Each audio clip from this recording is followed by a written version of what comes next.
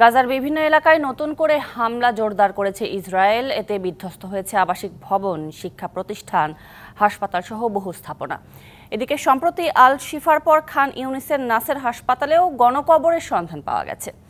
একের পর এক গণকবরের সন্ধান মেলায় উদ্বেগ জানিয়েছে জাতিসংঘ।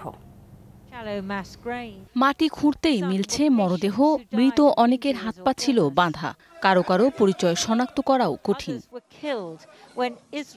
চলতি সপ্তাহে গাজার খান ইউনিসের নাসের হাসপাতালে গণকবর পাওয়ার কথা জানায় ফিলিস্তিন কর্তৃপক্ষ। ইসরায়েলি সেনারা হাসপাতালটি ছেড়ে যাওয়ার পর এই গণকবরের সন্ধান পান তারা।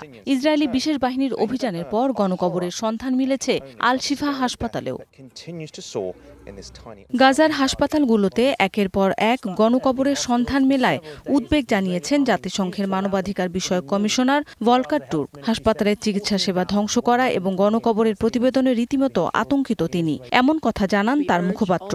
এসব ঘটনায় বিস্তারিত তদন্তের আহ্বানও জানিয়েছেন জাতিসংঘের মানবাধিকার প্রধান। এদিকে উত্তর গাজায় হামলা আরও জোরদার করেছে ইসরায়েলি সামরিক বাহিনী। গেল কয়েক সপ্তাহের মধ্যে সেখানে সবচেয়ে বেশি ভারী গোলাবর্ষণের ঘটনা ঘটেছে। এই নিয়ে বাসিন্দাদের মধ্যে দেখা দিয়েছে আতঙ্ক।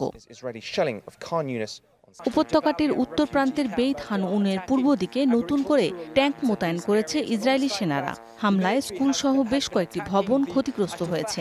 সেখানে বাস্তুচ্যুত ফিলিস্তিনিরা আশ্রয় নেয়ার প্রস্তুতি নিচ্ছিলেন। গাজার অন্যতম পুরনো শহরতলি জেইতুনেও ব্যাপক হামলা চালানো হয়। খুব অল্প সময়ের মধ্যে সেখানকার প্রধান সড়কে অন্তত 10টি বিকট বিস্ফোরণের শব্দ পাওয়া যায়।